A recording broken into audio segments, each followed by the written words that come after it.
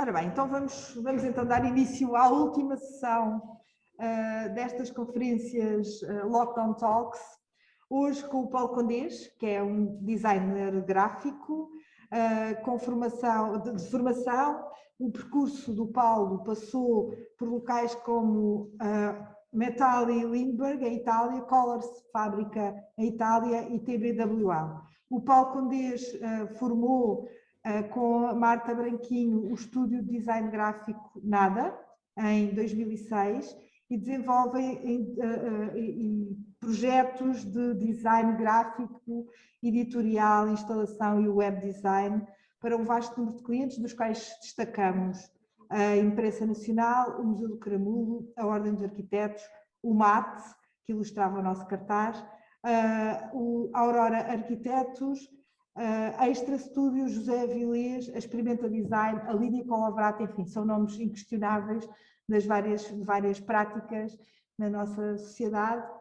E, portanto, eu queria dar as boas-vindas ao Paulo Condés e agradecer-lhe vir aqui partilhar o seu trabalho connosco e uma reflexão sobre o tema do design. Nós sabemos que os arquitetos e os designers andam muito juntos, mas às vezes até mais. Confesso que eu acho que os arquitetos às vezes esticam um bocadinho a corda e têm mania que são designers, uma coisa que eu acho que é um desastre. E, portanto, acho muito bem que os designers se defendam dos arquitetos armados em designers. E, portanto, Paulo, passo-te a palavra. Muito obrigada mais uma vez pela tua disponibilidade. Ok. Bom dia. Obrigado, Helena. Desde já agradeço o convite que me fizeste, e agradeço a vossa presença, todos também que estão aqui para me ouvir e para ver o meu trabalho. Eu também ia falar um bocadinho sobre o meu percurso, mas entretanto fizeste essa introdução e é verdade, eu passei por vários sítios e trabalhei com vários arquitetos e queria partilhar um bocadinho desse meu percurso convosco e ver se isso faria algum sentido para vocês, e peço que me interrompam no caso de terem alguma questão sobre o meu trabalho e sobre coisas que façam sentido a vocês e para o vosso método, para o vosso trabalho. Tá bem? Eu irei partilhar convosco algumas imagens que tenho sobre projetos que fiz, e pronto, e no fim ou durante, se quiserem interromper e fazer-me qualquer questão, estão à vontade para que isso aconteça, ok? Eu vou partilhar aqui uma apresentação que fiz.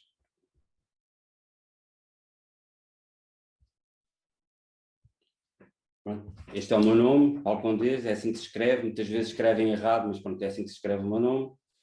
A descendência é espanhola. O meu percurso de trabalho, espera aí que... Eu comecei por... Este é o meu percurso profissional. Eu comecei a estagiar num pequeno ateliê que se chamava Artes Mágicas, que era na Rua Brancamp. Passei lá uns meses, foi uma boa experiência, mas era um ateliê muito à antiga, com designers da velha guarda, em que se fazia muita coisa manualmente, que acabou por ser um bom exercício, uma boa aprendizagem, e que me serviu de base para hoje em dia, para fazer algum do trabalho que faço hoje em dia. Depois dessa experiência passei para um estúdio mais profissional, que era o Estúdio 126, que era em Alvalade, em que aí era mais ligado à publicidade e a projetos com mais 3D, de exposições e de stands e coisas desse género, e eu fazia parte do departamento de design deles, de comunicação, onde às vezes era necessário executar a comunicação nesses projetos e onde eu era chamado a intervir. Depois também passei por um ateliê pequeno em Cascais que chamava Smart Print. Éramos 3 Paulos, basicamente éramos 3 Paulos a trabalhar, e aí foi bom porque houve um contacto muito direto com o cliente. Como éramos 3 pessoas só, lidava muito com o cliente, comecei a lidar com alguns arquitetos nesta altura e foi muito boa experiência porque obrigou-me a crescer muito rápido, a passar de estar escondido atrás do computador para lidar com as pessoas e lidar com os projetos desde o início. Qualquer um destes 3 estúdios que eu falei já acabaram, infelizmente, mas pronto, todos os outros que eu vou falar a seguir ainda existem, por isso não é nada meu, acho eu. Depois fui convidado para fazer parte da Usina Publicidade, que hoje em dia é uma agência portuguesa, não é? Que nasceu portuguesa, mas que na altura estava a dar os primeiros passos, e eu fui convidado a fazer parte da usina. Na altura era em Cascais, a sua sede, e pronto, eu fui para o departamento de design e de comunicação. Na altura as coisas tocavam-se muito, o design e a publicidade, pelo menos nos trabalhos que eles faziam, e também foi uma boa experiência para mim para lidar com clientes de uma dimensão um bocadinho maior do que aquela que eu estava habituado, e a se calhar perder o medo de lidar com esses clientes um bocadinho maiores. Entretanto, surgiu a hipótese de ir à Itália, porque eu na altura dava-me com uma pessoa que tinha sido convidado para ir fazer parte da fábrica, para ir trabalhar para a fábrica, e eu nessa altura também achei que poderia ser uma boa ideia mudar de ares e emigrar, a ser um imigrante. E fui para a Itália, e na altura, quando cheguei lá, fui mostrar o meu portfólio a vários ateliês e fui convidado para este ateliê, que era o Metal em Lindbergh, que ficava numa antiga vacaria, no meio das montanhas, com uma vista linda para os Alpes, com os Alpes cheios de neve, um sítio espetacular.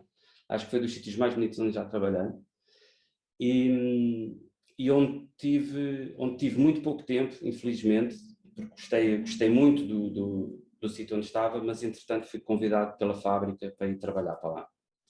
E a fábrica, que acho que, como vocês acho que conhecem, é aquele centro, aquele polo criativo da Benetton. Quer dizer, quando nos convidam para ir para lá, acho que uma pessoa acaba por não pensar 2 vezes, porque iria ter tanto acesso a tanta informação, a tantas pessoas que de outra maneira não teria acesso, que não deu para não aceitar. E tive 2 anos na fábrica, tive 2 anos a fazer a revista Colors, que eu irei mostrar um pouco mais à frente, e foi uma ótima experiência. Lidei com muitos fotógrafos. Nesta altura a arquitetura desapareceu quase do meu raio, tá? de trabalho. A única coisa que nós trabalhávamos era com jornalistas e fotógrafos, e foi uma boa experiência. Pronto. A partir de certa altura senti falta de voltar a casa, do mar, da praia, e voltei para Lisboa e fui trabalhar para a TBWA, que era uma agência de publicidade, ali na Avenida da Liberdade, e onde tive cerca de 2 anos também, 1 ano e meio. E depois, passado um tempo, decidi abrir o ateliê de design, juntamente com a Marta Branquinho, e pronto, e ainda aqui estamos, hoje em dia. Pronto, este é o meu percurso até hoje, é o que está a acontecer profissionalmente, foi estes os sítios que eu passei. Okay? Aqui é a fábrica, o edifício, eu acho que vocês conhecem, foi desenhado pelo Tadalando, e aqui na seta eu estou a indicar mais ou menos o sítio onde era o escritório. Não é? Esta era a praça central, que era subterrânea, e os escritórios da revista é o único sítio que estava, para além dos escritórios da fábrica mesmo, era o único sítio que estava acima do sol. Nós tínhamos acesso à luz solar e onde víamos o horizonte. porque aqui por este sítio tinha umas escadas e eu ia dar então a um primeiro andar onde estávamos todos os jornalistas e fotógrafos, estávamos todos reunidos. Este foi os números da Colors em que eu participei, que nós participámos. Éramos uma equipa de designers, um brasileiro, um italiano e um inglês, o Fernando Gutierrez, que era o nosso diretor de arte, com quem aprendi bastante. Ele pertencia à Pentagram e basicamente estava sempre em contato connosco, embora estivesse em Londres, ia-nos visitar de 15 em 15 dias para o pormos a par do avanço das coisas, e foi uma pessoa com quem eu aprendi bastante a nível de equilíbrio, do layout, da tipografia, o cuidado que era necessário ter com as coisas. Ajudou-me bastante a ver o que é que era possível ou não fazer. Foi muito bom. E eu gostava de vos mostrar, partilhar convosco aqui uma parte desse exercício que eu fiz com ele, que era com a revista que tinha que ver com as favelas, e também é um tema que eu acho que se calhar terá mais que ver convosco, a nível da arquitetura. E aqui era a capa. O que acontecia era nós entre os editores, os jornalistas, os designers, toda a gente opinava sobre qual é que deveria ser a capa, qual é que seria a imagem a colocar na capa, sendo que a última palavra seria sempre do diretor de arte, ok? Mas pronto, esta teria sido a imagem que foi escolhida entre todos. Depois, no seu interior, aquilo que tentámos fazer, visto de tratar-se de favelas e de um meio um pouco caótico, o que nós tentámos fazer foi transportar esse caos para o layout que nós tínhamos, para as imagens, para que as imagens transmitissem isso no layout, ok? Juntamente com estes artigos iam sempre alguns textos, algumas histórias que seriam contadas, e o que nós fizemos foi rasgávamos no meio desse layout, de vez em quando apareciam umas folhas com papel de cor diferente, onde iam colocados histórias ou textos de algumas dessas pessoas.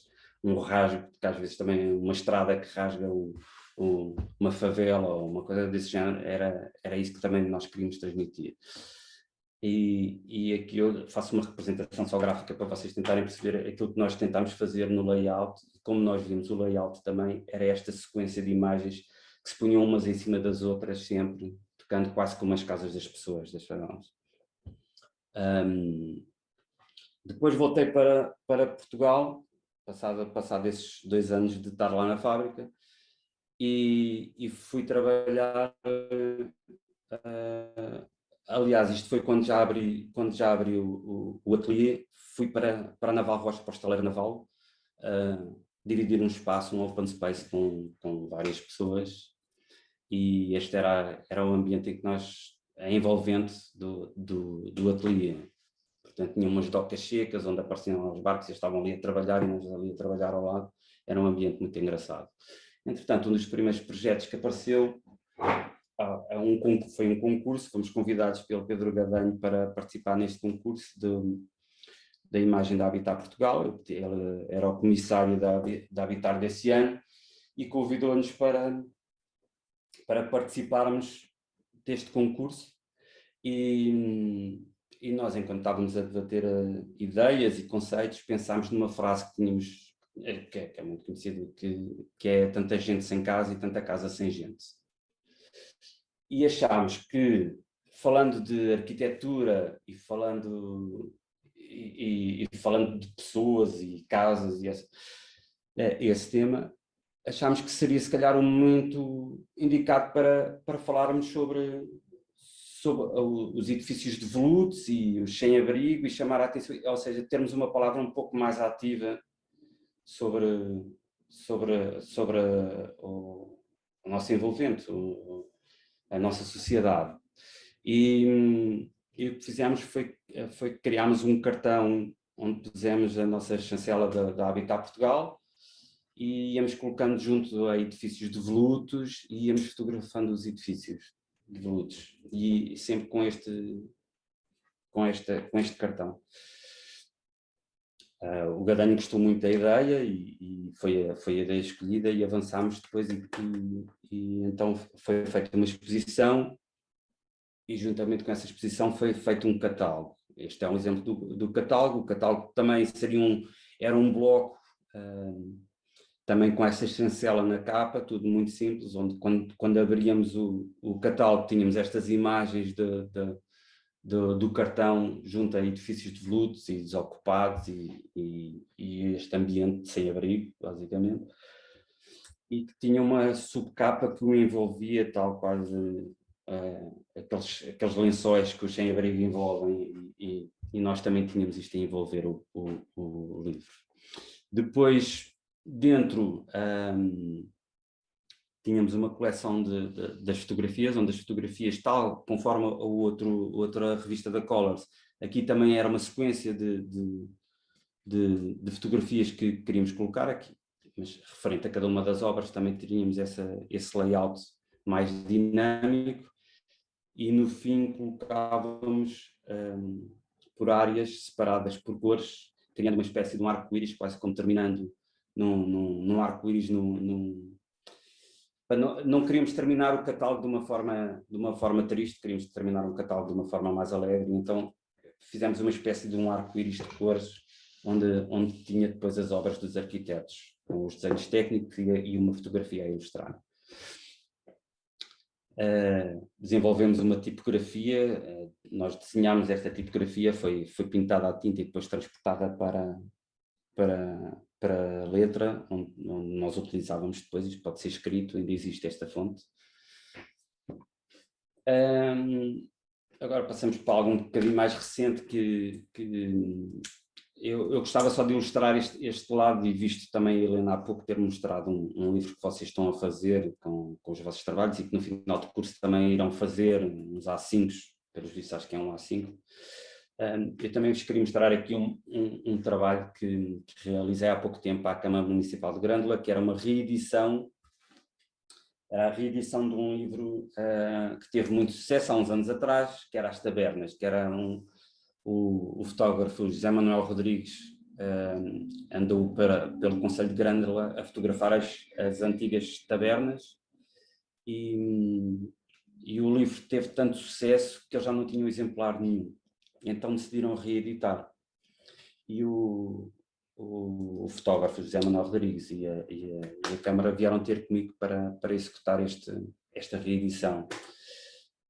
Ao início eles queriam fazer um livro igual ao que tinham, que era um livro ao baixo, um formato meio esquisito, aquilo nada agradável ao tato e com uma tipografia também, um layout muito, muito antiquado, muito datado. Então eu decidi tratá-lo um pouco mais modernamente, dar-lhe um ar mais contemporâneo e ao mesmo tempo ir utilizar um formato mais padrão. Isto é um formato A4, é um formato super padrão, uma tipografia open source, portanto basicamente eu tive que redesenhar alguma das letras que existiam para conseguir fazer o livro. A fonte utilizada no texto é o Times, que também vem de padrão com o nosso sistema operativo. E pronto, ou seja, aqui era causar o mínimo de impacto ao objeto, ou seja, a tipografia ser o mais simples possível e onde as fotografias vivessem por elas quase. Elas é acompanhado de uma pequena história em que conta, é uma entrevista a cada um dos donos das tabernas. Alguns deles já faleceram, porque isto é um livro que tem cerca de 20 anos, mas que no final acho que resultou muito bem, toda a gente ficou muito contente com o resultado final, que isto é o fim onde tenho a recolha de todas as imagens que estão no livro. Vocês que estão a fazer os vossos livros às vezes podem ir buscar estas fontes que são gratuitas e escusam de estar a piratear algum material, e existe muito boa qualidade em fontes que são gratuitas, tanto até da Google como outros sites, basta procurar. Depois também pensei em mostrar-vos um outro projeto que era um trabalho que o Luís Santiago Batista tinha desenvolvido e queria publicar, e que na altura tinha falado com a Margarida Ventosa, que fazia parte da Communication Office, e nós, juntamente com a Margarida, queríamos fazer uma edição, publicarmos nós este paper. E então desenvolvemos um layout que fosse uma edição que fosse possível nós fazermos in-house, ou seja, com as nossas máquinas, com o nosso material, desenvolvermos um layout que pudéssemos ser nós a realizá-lo e para depois podermos publicar e vendê-lo, se possível. Entretanto, não andou para a frente, mas isto foi uma maquete e ainda produzimos uns quantos exemplares, não muitos, mas uns quantos exemplares que ficaram a circular entre nós, mas que eu gostava de partilhar convosco, porque eu acho que até é um trabalho que resultou muito bem. Esta foi a máquina onde nós imprimimos o trabalho, era uma Xerox a preto e branco, uma A3, fazia frente e verso, e foi o que foi utilizado, depois foi grafado, e era dobrado num formato A4. Aqui era o layout que foi desenvolvido. Basicamente nós não quisemos numerar as páginas, mas quisemos que cada projeto que ele estava a apresentar tivesse um código, e era esse código que ia representar o local onde estávamos no livro. Okay? Entretanto, fomos convidados também para um concurso da Imprensa Nacional para desenvolver uma coleção de livros de fotografia que iria ser lançado pela Imprensa Nacional. Aqui participámos deste concurso e as ideias que nos vieram sempre à cabeça foi que não gostaríamos de ter uma imagem na capa, porque uma imagem iria-nos obrigar a escolher uma imagem, o que às vezes acho que não faz jus a todo o trabalho que é feito pelos arquitetos, pelos fotógrafos, neste caso. E pensámos que teríamos que desenvolver qualquer coisa que fosse representativo, mas que fosse único de cada fotógrafo. Então pensámos em várias coisas. Primeiro que um fotógrafo usa os sais de prata nas fotografias para revelar a fotografia, e então pensámos em primeiro utilizar prata para os títulos, para a impressão dos títulos dos livros. E também pensámos em utilizar a técnica do pinhole. E agarrando nesses dois elementos, desenvolvemos a imagem da coleção, ou seja, teríamos umas capas, uns livros todos pretos, onde a única coisa que iria se diferenciar seria o nome do fotógrafo e a cor que ele escolheria para o seu pinhole. Ou seja, aí é interessante porque cada um destes fotógrafos escolhe a sua cor. Nós sugerimos entre várias e eles opinam e pronto, e cada um escolhe a sua cor. No livro da Helena Almeida, nós iríamos trabalhar com a Helena Almeida. A Helena Almeida, entretanto, faleceu durante o processo, mas a escolha da cor foi feita por ela mesma. Este é o layout, o interior de cada uma das coleções, do Jorge Molder, do Nuzelin, da Helena Almeida, do Fernando Lemos, do José Manuel Rodrigues. Estão aqui estes exemplos. Existe agora mais um livro a juntar-se a esta coleção, que é o do Ernesto Souza. O layout é muito simples, onde aqui o que interessa é passar a fotografia.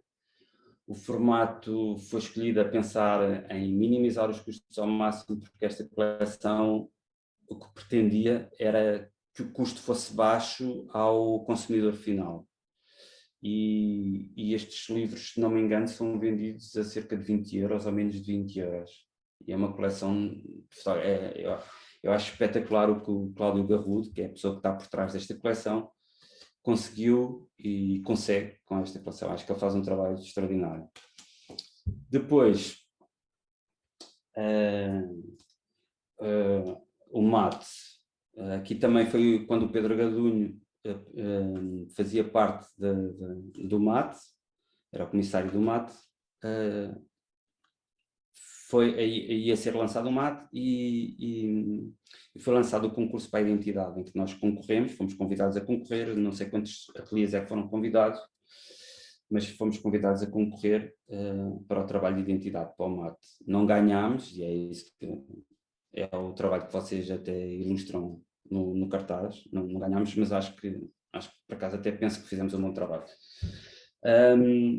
Aqui o problema com que nós nos debatemos, e acho que qualquer um dos designers se debateu, é com o nome do museu, que não era um museu de arte, não era um museu de arquitetura, não era um museu de tecnologia, era um museu de estudo, e era um museu que tinha um nome que nunca mais acabava, e que transportar aquilo para um logo, para tentar se perceber o que era, seria um pouco complicado. E então, daí nós pensámos como é que iríamos reduzir, como é que seria possível reduzirmos isto a uma sigla que fizesse sentido. E então fomos encurtando, deixando só as iniciais e tentando com que se demonstrasse que era um museu de 3 coisas, não era? Portanto, era um museu da arte, era um museu da arquitetura e era um museu da tecnologia. E chegámos a esta sigla do M vezes cada um daqueles elementos. Que depois poderia multiplicar e se desdobrava entre versões verticais, versões horizontais, versões cortáveis, e ele teria sempre leitura. E estes são alguns exemplos das aplicações que nós achávamos possível fazer, algumas um bocadinho mais estranhas que outras.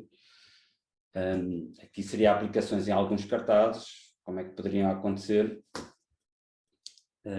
e o resultado fazia sempre sentido. Acho que funcionava sempre bem. Tivemos pena não ter ganho, mas pronto. Entretanto, este foi um convite que nos foi feito para fazermos um livro de um workshop realizado pelos Aurora Arquitetos. A Sofia Reiscoto e o Sérgio Antunes convidaram-nos para fazermos um book do fim do curso, do workshop. E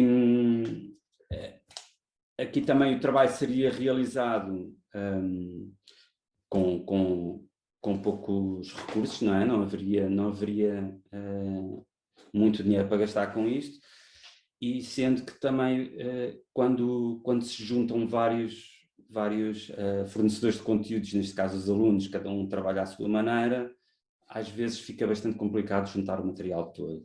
Então nós teríamos que criar um layout que conseguisse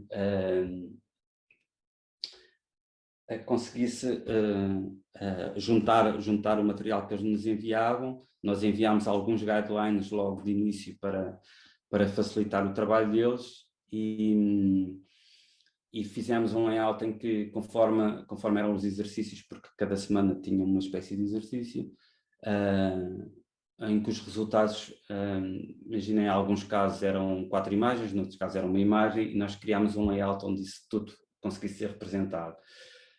Também ao início colocámos uma espécie de índice com o nome de cada aluno, em que muitas vezes o que acontece é este booklet iria para os alunos, iria ser distribuído pelos alunos e pela escola, e em que o índice tem o nome do aluno e tem o número da página onde ele aparece, ok? E o projeto dele.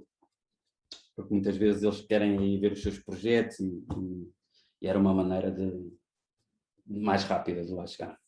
E uma maneira de separar e fazer um índice. Agora, aqui também é pensar que muitas vezes o trabalho não é só impresso, o trabalho também passa por fazer coisas online, conteúdos online, e neste caso foi um trabalho que nós realizámos pós Extra Studio. Nós fomos convidados para fazer o trabalho de identidade deles, e ao realizarmos a identidade deles, realizámos o website também. Acabou por se desdobrar em 2, ou seja, o processo de criação de um levou à criação do outro também. Aqui o que me leva a falar aqui do website é que muitas vezes, e nós quando trabalhamos com com livros e são materiais que não se transformam e que não dependem do utensílio que nós estamos a utilizar, que é o caso de um website. Não é? Eu posso estar a ver um website num tablet, ou posso estar a ver num telemóvel, ou posso estar a ver num computador, e ele tem que funcionar em todos eles. E estas grelhas, nós temos que pensar sempre nestas grelhas e no modo destas coisas funcionarem em vários formatos. Este foi um website muito simples que nós construímos com eles, mas que funciona muito bem, onde temos uns pequenos thumbnails com imagens, e que ao clicarmos nas imagens, as imagens vêm para a frente, e onde temos uma visão melhor sobre cada um destes projetos. A identidade que nós criámos para eles também foi uma escolha de um tipo de letra que fosse fácil deles utilizarem. Com um peso, nós decidimos utilizar a versão bold desta fonte, porque achamos que já o nome em si já é forte, e gostamos que ele tenha presença, e o trabalho deles também tem muita presença, mas ao mesmo tempo fizemos a identidade em minúsculas para ser mais simpática e mais próxima, não ser uma identidade muito corporativa, mas ser uma identidade que transmitisse a confiança, mas ao mesmo tempo fosse contemporânea. Existem outros ateliês com quem já trabalhamos e fizemos websites que também depois vocês podem ver se tiverem curiosidade. Já trabalhámos com outros arquitetos que eu passo aqui a enumerar, que é os Aurora, os Extra Studio, os Oficina, a Ateliê da Calçada, o Torno Melo, os Marshall Architects para Ateliê, o AGE, a Oficina de Jardins, e se me esquecer de algum, eu peço imensa desculpa a eles. Desde trabalhos de identidade, a websites, a livros, já trabalhamos muitos com arquitetos e já temos alguma experiência com eles, o que me leva também a dizer, se vocês tiverem alguma dúvida sobre alguma questão, alguma coisa entre a relação entre o designer e o arquiteto, façam perguntas que eu posso tentar esclarecer alguma coisa. O conselho que eu vos dou é, ao trabalharem os vossos desenhos, e se quiserem ir para print, ou até às vezes para a web, quando querem fazer, ou uns Instagrams, ou umas coisas do género, passarem os DWGs para EPS, que é para as linhas terem definição, ok? E para nós conseguirmos trabalhar como designers, tá bem? Basicamente, isto é o que eu tenho para vos mostrar, e não sei se vocês quiserem fazer alguma espécie de pergunta, ou tiverem alguma dúvida, ou se quiserem que eu mostre alguma coisa em específico, estou ao vosso dispor. Está bem? Obrigada, Paulo. Nada. Não sei se foi muito rápido. Não sei se foi muito rápido ou se... Não, foi impecável. Impecável. Tem perguntas? Têm, de certeza. Bom, obrigados a ter. Olha, já está, uma mão no ar. Pronto. Divino, vamos lá. Bom dia. Bom dia.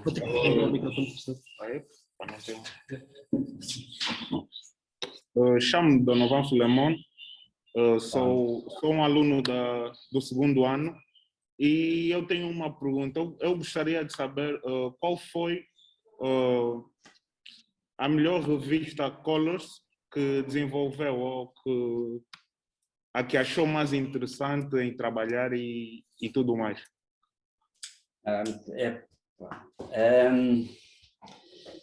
É uma pergunta muito interessante, hein? Porque nem todas eu adorei trabalhar. Assim, eu vou só partilhar um bocadinho para vocês verem, para eu chegar às revistas, para vocês verem qual é que eu posso estar a falar, ok? Deixa-me só... Com licença. Olha, agora não consegui ir à página. Pera.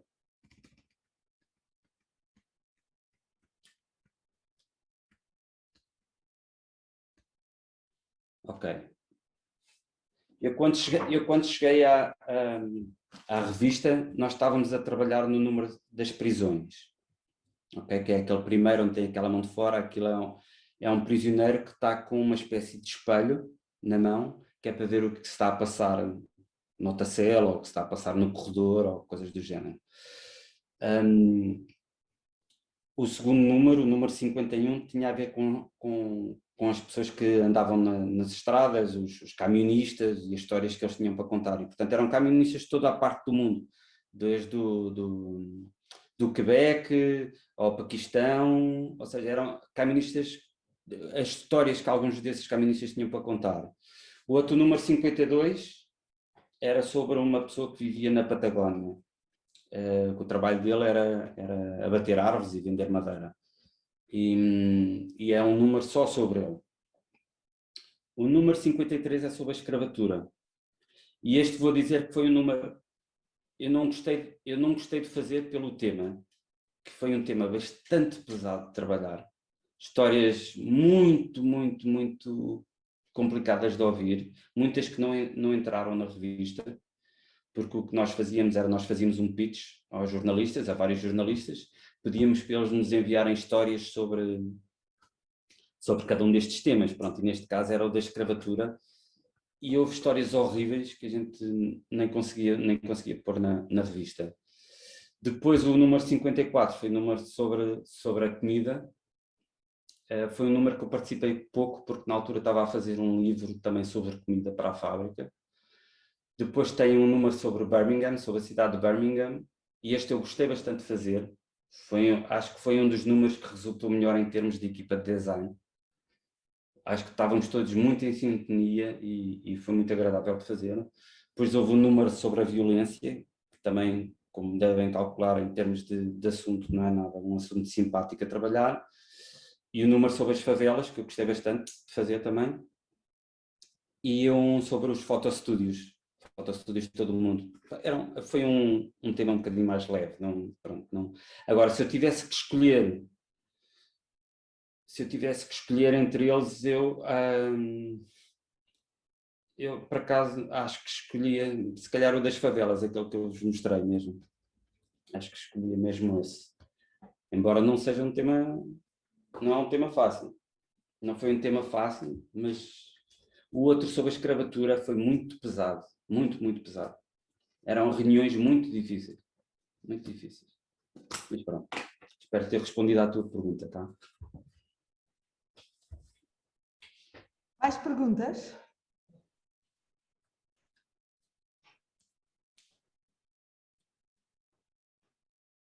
Temos na sala. Eu tenho que olhar para a sala porque eles não estão todos em frente a um computador. Temos perguntas? Eu tenho uma pergunta.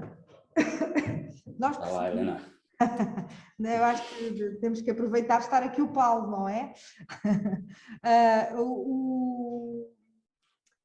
Tu apresentaste-nos um trabalho e tem a ver com o vosso processo criativo também, que acho que muitas vezes toca com o processo criativo da arquitetura. Sim. Ou seja, nós reagimos a um território, temos um programa, como vocês também têm, temos Exato. As nossas referências. Como tu trabalhas muito com arquitetos, consegues dizer-nos se há mesmo muitas semelhanças entre os processos criativos ou se são totalmente diferentes um designer a pensar nos seus projetos? É assim, eu por acaso acho que são áreas que se tocam muito, não é? Embora o objeto final seja muito diferente, não é?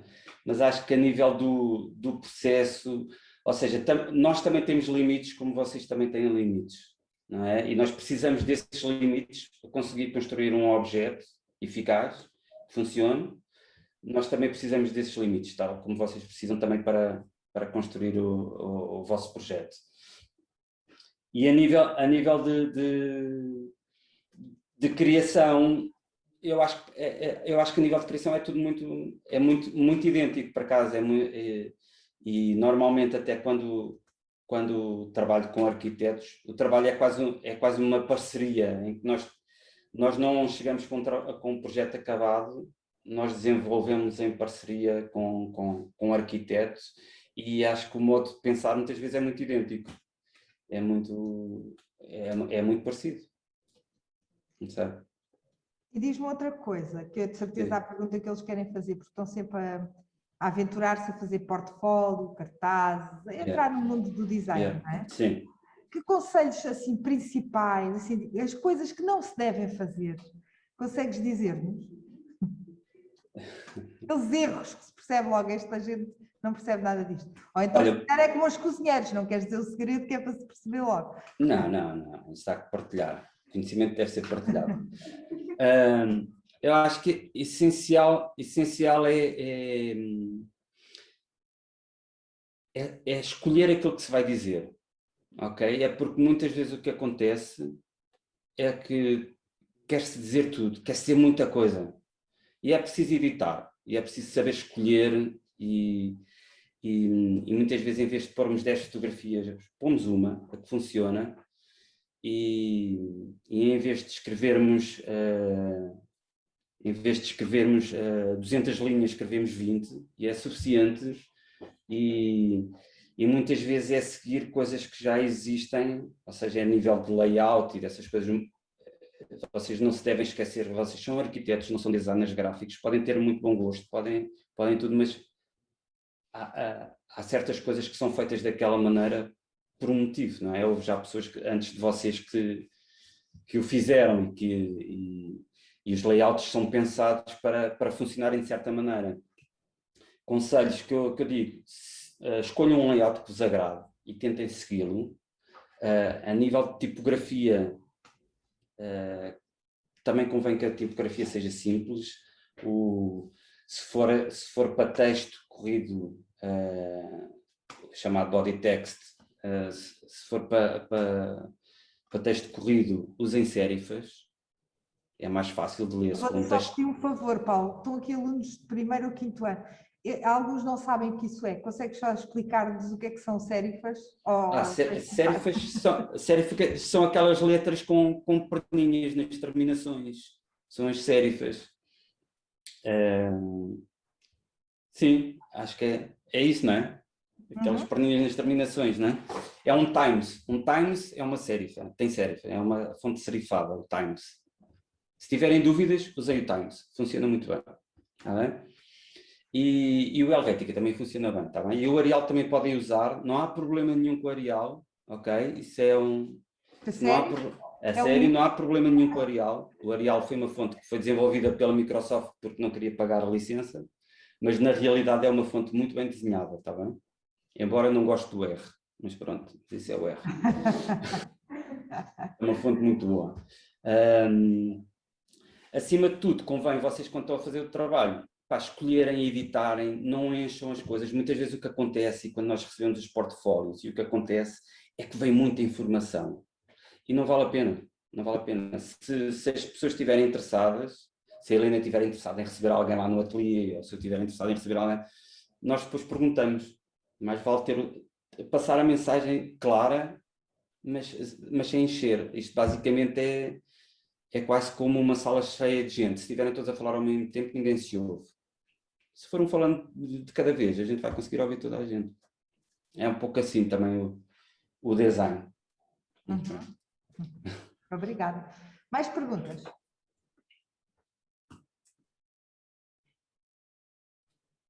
Aproveitem, rapazes. Aproveitem, rapaz e rapariga. Exato, rapazes e raparigas. Professora, posso fazer uma? Claro, Celeste, claro que sim. Sabe algum sítio onde possamos ir buscar layouts de portfólio final que nos poderá servir como referência ou layouts que seja possível descarregar, algo assim do género? Bem, eu se respondesse que sim, seria assim meio estranho, porque queria dizer que eu se calhar andava a ver algum layout. Não sei mesmo onde é que podes ir buscar. Aquilo que eu acho que tu devias pensar, não sei se posso estar a tratar por tu, mas pronto, olha... Sim. Né? Pronto. Aquilo que eu acho que tu devias pensar era, imagina, tens uma revista ou qualquer coisa que tu gostes e achas que pode ser um layout que tu possas utilizar, mas eu aconselho-te sempre a ser uma coisa bastante simples, está bem? E que seja muito próximo daquilo que tu vais apresentar. Ou seja, se há um portfólio, que seja uma revista muito simples ou algum portfólio que tu já tenhas visto também. Pensa sempre no formato, porque se é uma coisa que tu vais imprimir convém ser ou um A4, ou um A5, ou um A3, qualquer coisa que seja fácil de tu conseguires trabalhar e arranjar quem o faça ou quem o imprima. Mas basicamente é tu veres um layout que te agrade e tenta aproximá-lo. Às vezes o formato pode não ser igual, mas tu tenta aproximar, tenta aproximá-lo, basicamente é isso. Ok, obrigada. Não. Mais?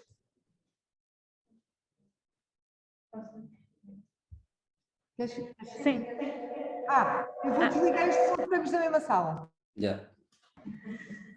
Bom dia. Olá, bom dia, Inês.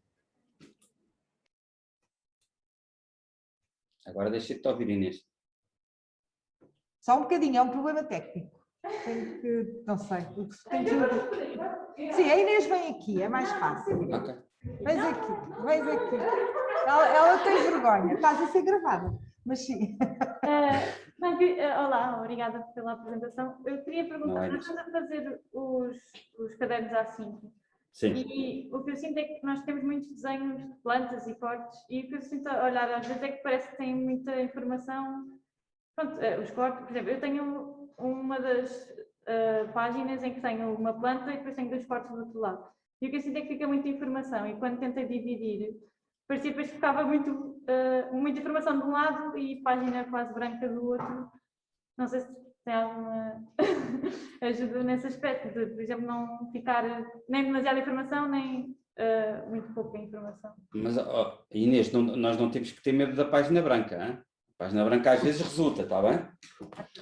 Agora, em termos do desenho, o que é que acontece? Quando uma coisa é tu estás a ver no monitor, outra coisa é tu imprimires o desenho. Nem todas as linhas que tu tens no desenho, se calhar, se vão conseguir ver e são importantes para serem vistas. O que acontece muitas vezes vocês com o AutoCAD enche os desenhos de linhas. E aquilo às vezes é uma cacofonia de linhas que não resultam na impressão. Por isso convém vocês selecionarem as linhas que são realmente para serem vistas, darem-lhe expressão, não é? Algumas terem um peso maior do que as outras, e aquelas que não são importantes, retirá-las. Obrigada. Está bem? Muitas vezes, olha, já agora outra coisa que é os fundos, vocês muitas vezes utilizam aqueles fundos do AutoCAD, e esses fundos são cheios de linhas. E o que acontece é quando tu imprimes, fica só uma mancha escura e não se vê o que tu queres realmente mostrar. Ok, Tá? obrigada. Nada. Sim, Ludovino? Agora sim. Ok, já posso? Espera aí, está a fazer. Então, eu tenho uma pergunta.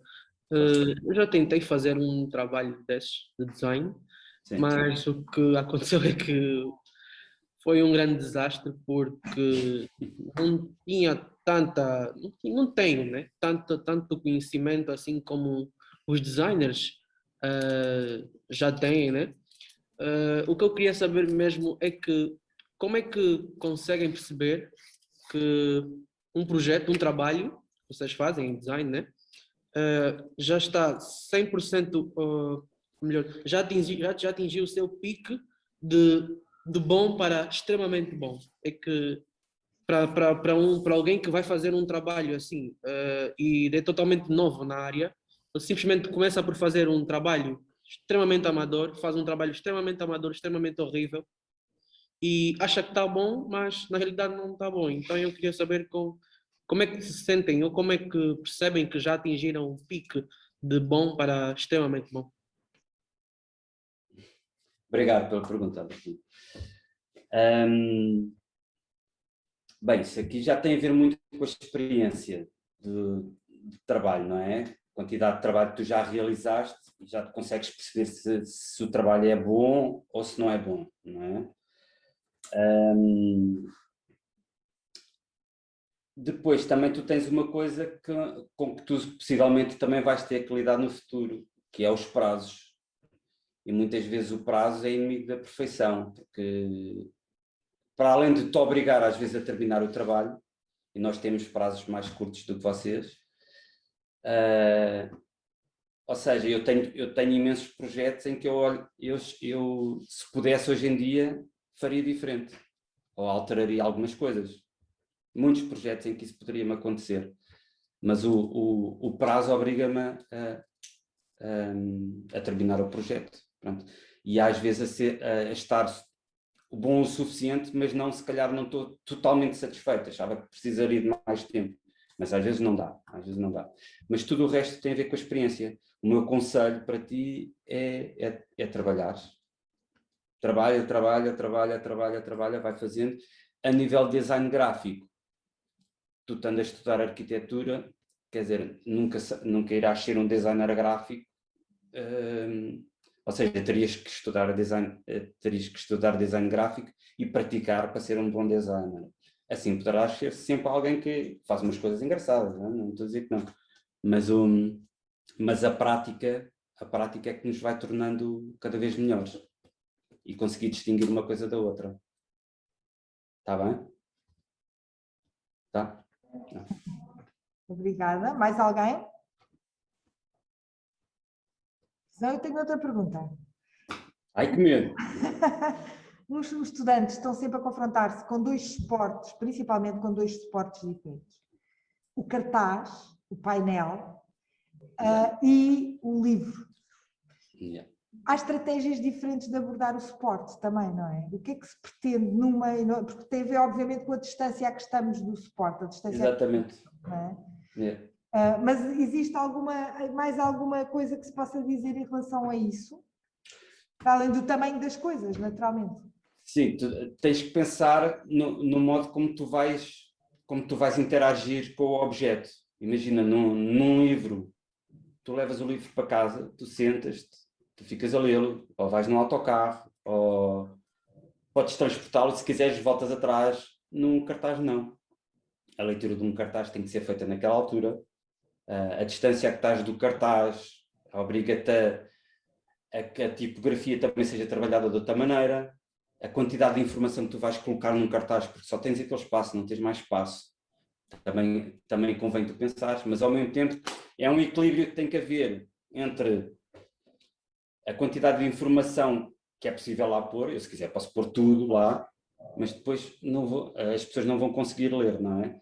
Então tem que haver sempre esse trabalho de edição, que era o tal que eu referia atrás, que é esse trabalho de edição é muito importante, que é vocês conseguirem selecionar e conseguirem se distanciar às vezes do vosso próprio trabalho para conseguir ver o que é que realmente aqui é importante e o que é que vale a pena passar. E num livro, a proximidade que eu tenho com o livro e a profundidade com que eu posso trabalhar um conteúdo é bastante maior, não tem nada a ver comparado com um cartaz em que a coisa é muito mais imediata e que eu tenho que causar algum impacto, daí a imagem tem que ter mais impacto, as frases têm que ser mais curtas, mais rápidas, é tudo muito mais rápido. Por isso existe mesmo aqui uma maneira de trabalhar diferente, mas sempre a pensar no objeto e na relação que eu vou ter com este objeto. Não é? Uhum. Sim? Obrigada. Mais? Eu posso fazer uma pergunta? Força. Ó Paulo, uma das coisas que eu me apercebi já há alguns anos atrás é que a maior parte dos ateliês internacionais, pelo menos os mais conhecidos, e que têm trabalho global, têm de facto um gabinete de design, ou têm uma equipa de design inserida dentro do próprio ateliê. E isto é uma coisa que eu acho que é de uma extrema eficiência quando estamos a tratar não só das publicações do ateliê, mas num outro meio de comunicação que é importantíssimo, que é na apresentação dos projetos aos clientes. E eu acho, a pergunta que eu ia fazer é: porquê que isso é uma coisa que não acontece em Portugal? A razão é porque somos um país pobre, a razão é por falta de estratégia, a razão é por falta de conhecimento e de cultura, a razão é porque os arquitetos portugueses continuam a achar que a arquitetura é assim uma coisa de mão de escada e que está longe desse mediatismo que tem a ver com, de facto, o modo como o design gráfico pode ajudar a atingir outros fins, ou fins maiores, do que aquele tão só de uma apresentação de ateliê, com umas plantas, uns alçados e umas maquetes ao cliente, ou uns renders 3D. Era esta a questão. Obrigado. Obrigado pela questão. Eu acho que basicamente tu conseguiste responder à tua própria questão. A meu ver, tem muito que ver com o custo e tem muito que ver com a educação que o público em geral tem sobre a arquitetura e que às vezes o arquiteto tem também sobre o mercado da arquitetura. Porque eu penso que muitas vezes os ateliês não sabem como comunicar. Às vezes ficam a perder por não comunicarem melhor com o seu público. Muitas vezes não é só o cliente final a quem eles vão entregar o trabalho, mas até possíveis clientes, porque isso por acaso é um projeto que eu possivelmente irei desenvolver agora no futuro com um ateliê de arquitetura, que é trabalharem as obras e transportá-las para fora, para o público em geral.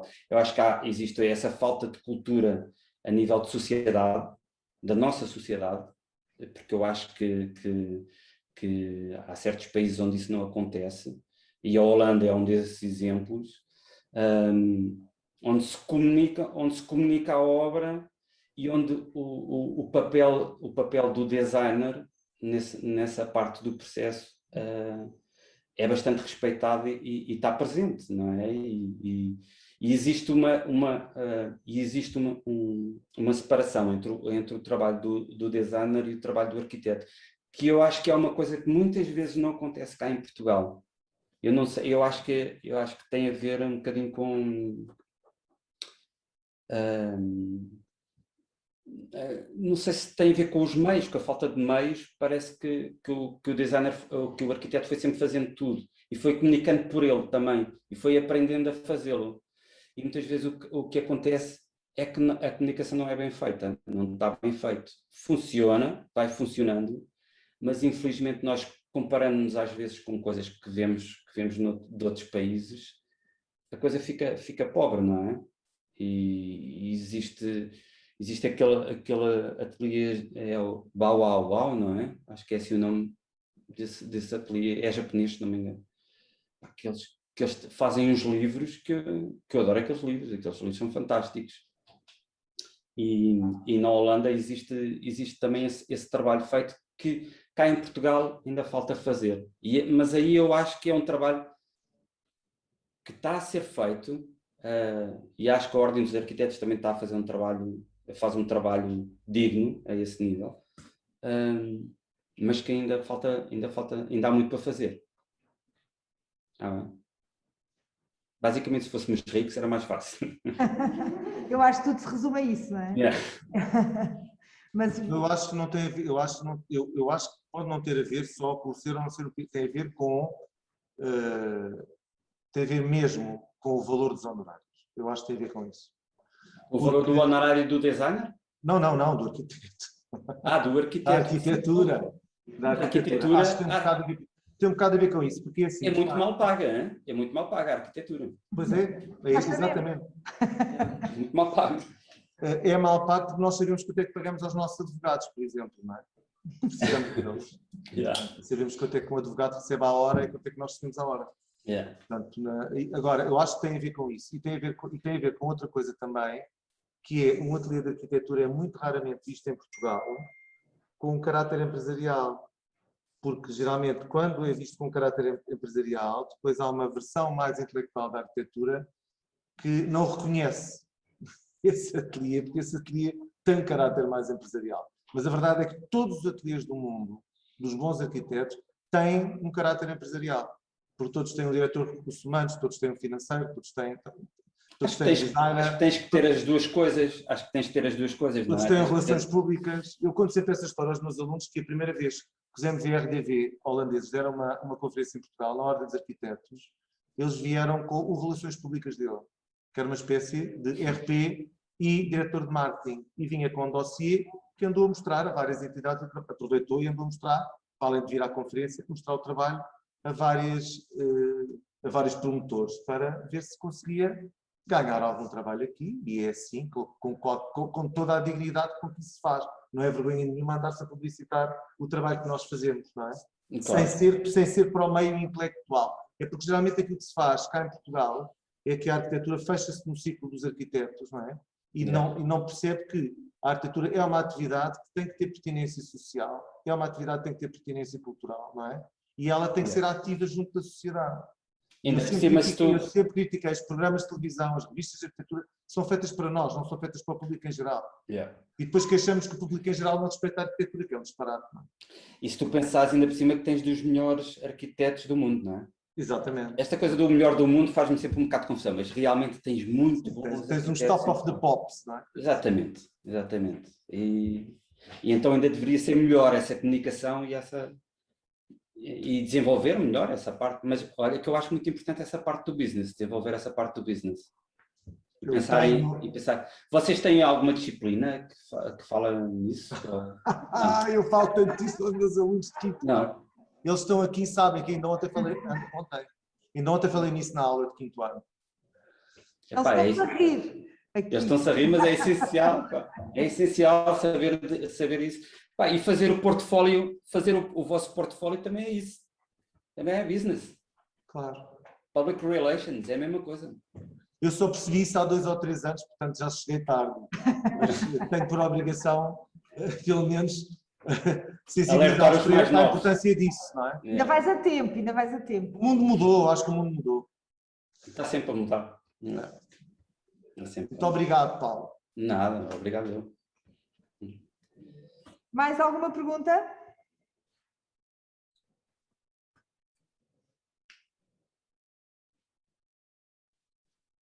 Só tem que ir trabalhar. Estou quase a acabar o ano letivo. Tem uns painéis e uns cadernos para fazer. Olhem que eu vou ver depois no final. Vou dar nota.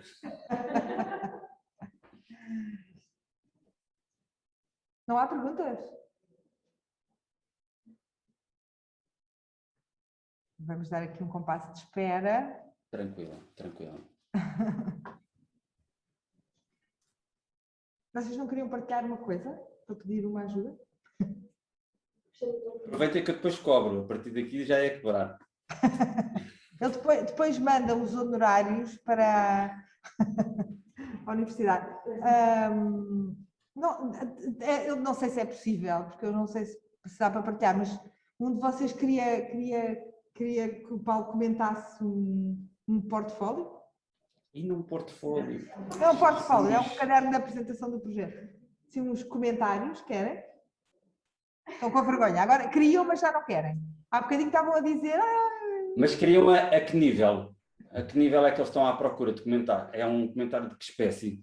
Assim, geral. Olhar para o geral do... A ver se tem bom aspecto. É assim, é do aspecto. É assim, não me façam isso, rapaz. Não me façam isso. Não, mas acho que tem mais a ver com os erros que cometem, mas agora já não querem, estou com vergonha. Está muita gente a assistir, não querem mostrar. Pensem basicamente, sigam um layout que vocês gostem, simplifiquem. Simplifiquem, sempre. Sempre simplificar. O que está a mais, tirem. E pronto. É simples. Tipografia simples, serifas para textos longos, podem usar gótico, ou seja, fontes sem serifas para títulos e coisas desse género, mas ponham a serifa no texto mais longo, em que seja necessário estar mais tempo para ler e vão ver que vai resultar. E o tema das margens? Há bocadinho falava-se aqui de margens por causa das impressoras, há margens por causa das mãos, não é? Dos suportes. Isso é para texto, não é? Normalmente para texto tens que ter essa preocupação de agarrar o papel, não é? Embora hoje em dia assim, o design mais contemporâneo brinca um bocadinho com essas margens. Hoje em dia nós brincamos um pouco com isso. Existem até exemplos onde existem cortes na grelha para te deixar espaço para tu teres os dedos. Já existe algumas brincadeiras feitas a esse nível. Mas isso são para pessoas que dominam muito bem a parte da grelha e do layout e dessas coisas todas. Eu acho que essencialmente é seguir um layout que nós gostamos, Paulo, tu e estás a torná-lo falar, simples. estás a falar de grelha. É uma coisa que eu Sim. tento sempre transmitir aos meus alunos, mas não sei se transmito de uma forma correta. Sim, É que para vocês, quando têm um suporte de um livro, por exemplo, pode ser estes booklets que nós temos aqui, sim. vocês, os programas em que trabalham pressupõem uma grelha, que pode ser depois quebrada, mas vocês partem sempre de uma matriz quando começam a trabalhar. Olha que o quebrado, ou seja, normalmente tu tens sempre a grelha e segues sempre a grelha. Ok. O quebrado não sei o que é que Portanto, quer. esclarecer. Não se quebram, as grelhas são o que são. Portanto, no início. Agora imagina, e desculpa só interromper-te, tu podes pensar, ou seja, tu podes estar a dizer que é quebrar a tua imagem sair fora da grelha. Mas Sim. tu quando desenhas já pensas que vai haver imagens que vão sair fora da grelha. Nunca existe. Tu ao desenhares uma grelha, ou seja, é as tais restrições e as tais coisas que tu precisas para desenhar um livro, não é? Ou desenhar Sendo assim o básico, consegues mostrar a esta gente uma grelha? Assim, uma coisa tenho que abrir aqui um documento. Espera lá. só para eles perceberem o quê? Porque eu acho que estamos a falar de uma coisa que não sei se eles já perceberam todos. Tenho que abrir para aqui um documento, mas eu tenho que. Deixa-me ver o que é que eu vos posso mostrar. Só vou fazer um mini comentário. Eu também gostei bastante daquela versão mais pobre, digamos, pobre entre aspas, mais económica ou democrática, como agora se diz, com a fotocopiadora simples e os agrafos. Acho que resulta impecavelmente bem, principalmente em cursos destes, que são cursos que já são, por natureza, cursos mais caros que os outros. Não é? Yeah. Portanto, eles também saberem essas estratégias de como com pouco se pode fazer, não digo muito, mas quase muito. Sim. Sim, é sempre pensar, é assim, e hoje em dia fazer livros é um desafio, não é? Porque as pessoas cada vez leem menos ou compram menos livros e fazem tudo muito mais nos tablets e consomem mais imagem do que Exatamente. livro. A coisa é muito, muito diferente. Por isso tens que pensar sempre nos custos. E Claro. ou seja, tens que pensar sempre no formato, se vais imprimir muitos, tens que pensar no formato que otimize o papel, porque as folhas vêm em certos tamanhos e depois aquilo vai à máquina e depois tens que dar margem de corte e margem de dobra. Claro. Todo esse trabalho que é feito ainda antes de tu começares a paginar, ainda antes de tu começares a desenhar, estás a perceber? Tens que pensar neste trabalho todo antes, ok? Qual é que vai ser o formato do objeto, qual é que é o custo que eu vou ter. Eu antes de começar a desenhar já tenho que saber que aquele livro vai ter aquele custo, que é para ter a certeza que vou poder executar, não vou chegar ao pé do cliente, olha, este livro é muito bonito, mas depois custa exorbitância, ele já não vai querer, tive um trabalho para nada. Olha, eu vou partilhar convosco, mas eu não sei se vocês vão conseguir ver as guias disto. Vamos Mas esperem. tentar, só para ver se eles percebem. É um livro que já foi produzido, por isso eu vou poder partilhar.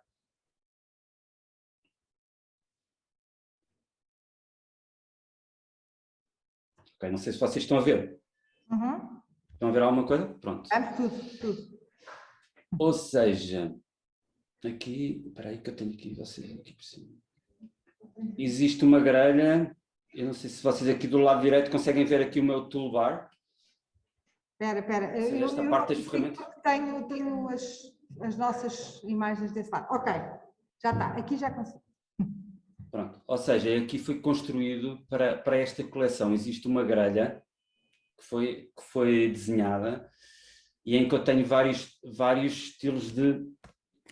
É uma grelha que é composta por variantes, não é? Em que eu tenho aqui uma coluna que é a coluna de texto. Vocês conseguem ver as guias? Tudo. Estamos a ver. É? Pronto. Portanto, esta mancha magenta, esta linha magenta delimita a mancha de texto, ok? Aqui é o local onde vai a numeração da página e eu deixo para este lado, espera aí que eu tenho que tirar da frente, e eu deixo para este lado, aqui esta zona aqui, fica para as notas do texto, ok? Portanto, eu já pensei nisto, o texto vai cair sempre nesta zona e eu deixo o restante para as notas, ok? Isto é o texto sempre corrido, sendo que aqui na parte nesta zona de cima, vem o título do livro, que acompanha sempre as páginas, ok? Depois tenho a parte das imagens, e aqui há uma grelha um pouco mais complicada. Isto tem a ver também com os trabalhos que eu recebo dos vários fotógrafos. E aqui há uma grelha onde eu tenho a mancha principal da imagem, que irá cair nesta zona. Eu estou só a fazer na página da esquerda, mas repete-se para a página da direita, ok? Mas esta será a zona normal, mas depois depende sempre dos projetos, e normalmente eu recebo imagens e eu utilizo o máximo do tamanho. Se ela estiver na mancha, o máximo da mancha será sempre este, ok? Das imagens. E eu depois aqui tenho aqui outra imagem. Esta imagem é mais pequena, então eu centro a imagem, mas vai-me sempre centrada dentro desta caixa, dentro desta grelha, ok? Vai fazer sentido? Uhum. Sim? Sim, impecável. Pronto. Eu depois tento com que elas caibam dentro destes múltiplos, sempre destas grelhas que estão aqui, e mais pequeno que isto normalmente não existe, ok? Esta é uma grelha que é para ser feita para esta coleção a tal da Imprensa Nacional de Fotografia, que começa com uma fotografia, como vocês veem, esta preenche a mancha quase toda, ao máximo, do alto a baixo, ok? Uhum. E depois a parte do texto, onde eu tenho o texto, vocês estão a ver, lembram-se daquelas guias que eu tinha. Pronto. E depois tenho as notas também de lado, que caem naquela zona. Com uma fonte serifada. Com uma fonte serifada, exatamente. Com uma fonte serifada, sendo que em alguns casos não, ou seja, aqui as notas não são serifadas, Uhum. não é? Mas são casos mesmo pontuais, não é? Uhum. E aqui o topo também. Ok. Para vocês verem. Pronto, basicamente agora é seguir esta grelha e pôr o conteúdo. Portanto, no fundo, isto era aquilo que tu dizias no princípio, que é primeiro tem que saber o que é que se quer contar, que material é que temos, e esta Exatamente. grelha já depende diretamente das necessidades ou da informação que temos à partida, não é? Exatamente. Não se começa a despejar na véspera um conjunto de fotografias em cima de um suporte, isso é proibido, não é? Agora é assim, agora depois de nós termos a coleção desenhada e termos o objeto, a estrutura base já desenhada, agora eu recebo o conteúdo e coloco lá o conteúdo já dentro deste, ou seja, já tenho estes limites. O conteúdo também já não dá para ultrapassar, também em termos de fotografia e texto já não sei o que é que poderia ultrapassar mais, mas ele agora vai cair dentro destas limitações que eu lhe dei. Tenho aquelas guias, aquelas margens, e ele vai ter que ir ali. Eu já não ultrapasso, não é perceber? Uhum. Ok? Perceberam? Ok. Já estava a ver se havia aqui alguma imagem diferente, mas acho que não. Pois, não, isto é tudo... Este é um grande livro, vocês deviam comprar. Um dos melhores fotógrafos portugueses de todo o tempo. É incrível, não é? Yeah. Aliás, toda a coleção é impecável. Eu vou partilhar aqui uma história que acho que não tem mal nenhum, que foi contada por ele. Que é esta fotografia da direita. Isto é da biblioteca. Isto é de uma biblioteca. Isto foi na altura da ex-Jugoslávia e da guerra que houve lá. Ele chegou à biblioteca e ele entrou na sala e aquilo era só livros por todo lado, e tijolos e destroços. Ele disse que seria a fotografia mais fácil de ele fazer. E que não fotografou.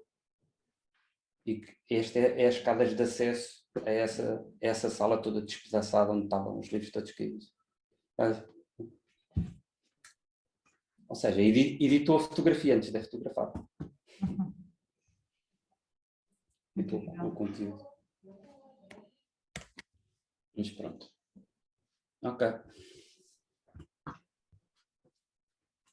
Há mais perguntas?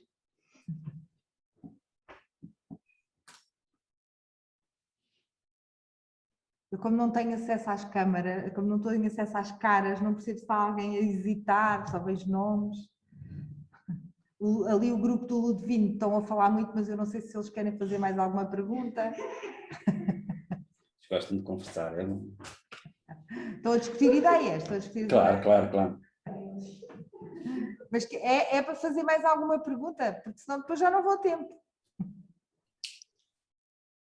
Tem. Bem parecido. Tem que ligar o som. Certo. Durante a conversa, havia um conteúdo onde o sol batia na pessoa. Não entendi muito bem, acho que era pinhole. O pinhole.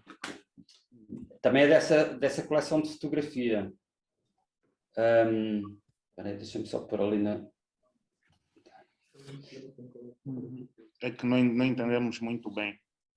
Aquilo é um método de fotografia antigo, de fotografar, em que tu tens uma caixa, fazes um... Espera aí, que eu vou partilhar.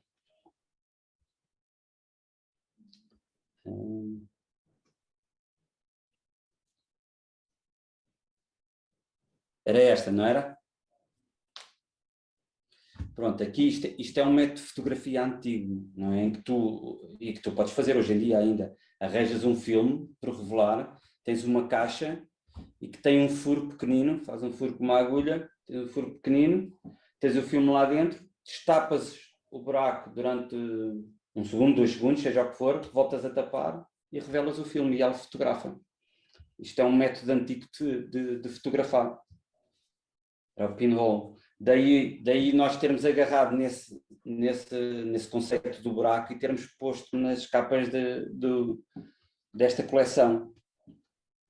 Aliás, foi engraçado porque eu, quando fui fazer a maquete para apresentar, que isto foi necessário fazer uma maquete em tamanho real para apresentar, eu fui a um sapateiro que me fez este buraco na capa. Portanto, esta medida foi a medida que o sapateiro deu. Ele foi lá e com punção fez um buraco na capa. Já lhe ofereci um livro e tudo. Boa. Esta técnica do pinhole era muito utilizada na Primeira Guerra Mundial pelos fotógrafos de guerra que não tinham forma muitas vezes de fotografar e que levavam estes artefactos meio artesanais, não é? Yeah. E conseguiam ter registros dos campos de batalha, porque dando pouco nas vistas. Mas de facto vale a pena experimentar. Yeah. O resultado é muito giro. Mais, se não temos mais perguntas, eu já sei, depois de desligarem têm 30.000. Não tem mais? Aqui nesta sala? Não. Uma das coisas que falámos aqui de portfólios, mas não falámos de um tema que é um tema difícil para nós arquitetos, que é o tema difícil, é um tema que nós temos que lidar, para além da encomenda direta, com os concursos. E muitas vezes os concursos são participados por muita gente e, portanto, esta ideia de que temos que fazer um cartaz em que o júri rapidamente olhe para a nossa proposta torna-se bastante importante. Falámos há bocadinho aqui desta diferença entre os livros e os cartazes, não é? Yeah. Mas, e tu também já disseste, Paulo, que muitas vezes é preciso sintetizar e se calhar não tem toda a informação, se bem que num concurso eles dizem exatamente o que é que querem, mas isto leva-nos para outro tema que é transversal em estudo e que não tem só a ver com os concursos e que tu já falaste também muito, que tem a ver com as fontes e com aquilo que nós podemos introduzir que faça uma diferença, para além do projeto, porque toda a gente vai mostrar o 3D, a planta, o corte, o alçado, mas depois os títulos, os textos, tudo isto são bastante, são elementos que podem fazer destacar. Eu pego nisto, peguei no tema dos concursos, mas queria extravasar um bocadinho mais para a importância das fontes na identidade também dos ateliês. Quando vocês fazem a imagem para um ateliê, eu estava a ver, por exemplo, o logotipo dos Aurora, ou a imagem dos Aurora, ou dos Extra Studio, há ali uma importância muito grande das fontes. Eu acho que muitas vezes a maioria das pessoas não liga, não dá importância às fontes, não acaba por usar aquilo que tu dizes, uma Times, uma Arial, mas não questiona sequer. E eu só quando tive os primeiros contactos com designers é que comecei a ter esse respeito pelas fontes, porque acho que a escolha da fonte, mesmo que seja a Arial, mesmo que sejam as mais comuns, também nos obriga a ter um raciocínio sobre isso, não é? Pensar sobre isso, não é aleatório, quer dizer, pode ser uso sempre a Arial e acabou, mas também para cada elemento, voltando agora aos concursos, para cada elemento nós podemos ter uma fonte que tem a ver com aquilo que queremos comunicar também, não é? Portanto, não sei se a pergunta foi um bocado baralhada, mas é assim, cada fonte tem uma história, quer dizer, não é cada fonte tem uma história, mas muitas fontes têm história e trazem história atrás delas, embora nós não, muitas vezes não saibamos, mas já vimos tanta vez uma fonte que ela tem história por trás também, mesmo que a gente não saiba de onde é que ela vem ou qual é que é a história por detrás dessa fonte. Por exemplo, a história da Arial tem a ver com isso, não é? Da Microsoft não querer pagar, e então pagou uns designers para fazerem a fonte, basicamente é muito semelhante, mas com umas diferenças, mas a fonte é bem desenhada, não há problema nenhum. E por isso existem essas fontes que as fontes têm sempre história por trás. Normalmente nos ateliês aquilo que nós tentamos passar com a escolha da fonte tem muito que ver com o ateliê em si e o que é que ele pretende transmitir. Porque quer tu queiras, quer não, quando tu escolhes uma fonte, ela vai-te transmitir qualquer coisa. Se eu quiser que seja uma fonte muito clássica, que tenham, ou seja, se eu quiser uma coisa muito moderna, vou atrás de uma fonte, se eu quiser uma coisa muito clássica, vou atrás de outra, se eu quiser passar um ar mais irreverente, procurarei uma fonte que seja irreverente também, não é? Que tenha um corte diferente, ou seja, tudo isto é pesado na escolha de uma fonte. Sendo que para um logotipo tu pensas em mais do que só a fonte, não é? Pensas como é que vais utilizar e podes incluir ou não algum elemento, não é? Diferenciador. Às vezes, como por exemplo nos Extra Studio, em que eu pus o sublinhado e utilizei minúsculas para reduzir o peso de utilizar o bold, mas ao mesmo tempo também tinha interesse em utilizar o bold porque eles são bold, não é? Eles são arrojados, não é? Quer dizer, a arquitetura que eles fazem não é uma arquitetura básica, não é? É uma arquitetura com presença e com identidade. Por isso foi escolhido aquele tipo de fonte. Por exemplo, pós-Aurora, o logotipo deles tem uma presença... eu vou só mostrar aqui o logotipo só para vocês terem presente também. O logotipo dos Aurora...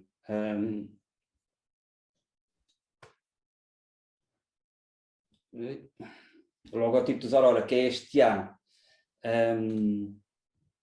é muito diferente do resto da identidade, porque a identidade, nós escolhemos um tipo de letra em que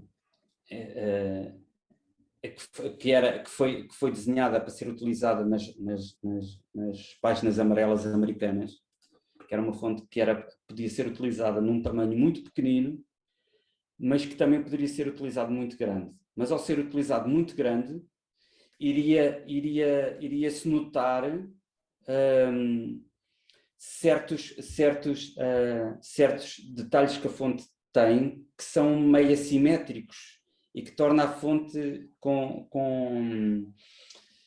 com uma identidade muito própria e muito dinâmica, ou seja, é uma fonte gótica, ou seja, sem serifas, mas que tu, ao aumentares, de repente tem lá elementos que são serifados, ou seja, que deveriam indicar que é outro tipo de fonte. E ao trabalhar com eles, eles sempre disseram que gostavam muito de ter estes layers e estas coisas umas em cima das outras no trabalho deles. E ao escolhermos essa fonte também foi um pouco por isso, foi por haver um layer em cima daquela fonte também, ou seja, eu tinha ali mais qualquer coisa a acrescentar, eu acrescentava ali mais qualquer coisa. Não quer dizer que cada pessoa que olhe para ali veja a fonte e que espetáculo, esta fonte tem mais um layer em cima. Não é isso, mas está lá. E um dia se calhar vai lá chegar, ou não, mas pronto, mas tem lá qualquer coisa e acrescenta-lhe qualquer coisa. Por isso, quando nós pensamos numa fonte, devemos sempre pensar naquilo que vamos estar a comunicar. E ao escolhermos, nós vamos estar sempre a comunicar qualquer coisa. Por exemplo, a fonte do nosso logotipo é um Helvética, porque realmente nós queremos que seja uma fonte séria, mas inócua ao mesmo tempo, que não transmita mais do que a mensagem, que é o logotipo, e não é mais nada do que aquilo. E também é o que procuramos muito fazer às vezes com o nosso design, é só transmitir a mensagem e não pôr um layer nosso em cima da mensagem do cliente, do arquiteto, seja quem for que venha ter connosco. Pronto. Agora, porquê que o vosso logotipo tem os 2 ífanes? 2 ífanes, não, ela é atravessada, é um nada. Ok, então nas redes sociais é que apareceu, num sítio qualquer que me apareceram os 2 ífanes, o ífane, nada no meio, deve ter sido alguns num sítio. Alguém escreveu mal. Mas o risco, então esse corte tem a ver com o quê? Basicamente o logotipo surgiu numa altura em que nós fomos contra a corrente, basicamente porque o design naquela altura, tal como a arquitetura tem tendências e tem modas, e a moda na altura em que nós abrimos o ateliê era o designer estar muito presente, tinha muita identidade, e era designer ilustrador, faziam desenhos, e nós achávamos exatamente o contrário, que o nosso papel principal era o de comunicar e de passar a mensagem. E basicamente, se alguém vem ter connosco, quer passar uma mensagem, e eu não vou estar a pôr a minha mensagem, vou passar a mensagem do cliente, ou seja, de quem for, porque o trabalho do designer é comunicar, não é fantasiar, não sei, aquilo fazia-nos muita espécie essa altura, esse design. Uhum. Ou seja, queríamos, a mensagem é essencial, a mensagem era tudo. Está bem? É impecável. Mais perguntas, acho que agora já não consigo mais nenhuma. Resta-me agradecer, Paulo, muito obrigada por teres vindo aqui falar connosco, pela tua disponibilidade, por gostares dos arquitetos. Gosto muito de arquitetura.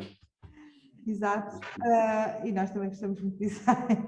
Não, mas acho que é muito importante fazer esta reflexão sempre, porque nós temos muitos pontos de contacto, de facto, mas são disciplinas completamente diferentes. Eu gosto sempre de apelar a este cuidado que se tem que ter com as outras disciplinas, não entrarmos nós não gostamos que as pessoas façam arquitetura, é muito importante que os arquitetos andam para aí a fazer design, porque existem os designers para fazer esse trabalho. Portanto, acho que quanto mais multidisciplinar forem as nossas profissões, os nossos trabalhos, temos todos mais a ganhar. E, portanto, obrigada pela tua partilha de hoje e até breve. Olha, eu é que agradeço e pronto, enalteço o teu trabalho e muito obrigado pelo convite. Obrigado, e acima de Paulo. tudo, assim, acho que é essencial essa coisa que estavas a dizer embora sejamos próximos, não é? Porque temos a parte criativa no trabalho e isso tudo, há que respeitar as diferenças, não é? De cada área. Sobretudo a complexidade do pensamento, aquilo que cada um sabe específico. Sim. Acho que é mesmo muito importante. Sim. Obrigado, olha, e gostei muito, tá? Obrigada também. Boa sorte para vocês, tá? Obrigado. Obrigada, Tchau. obrigada. Tchau.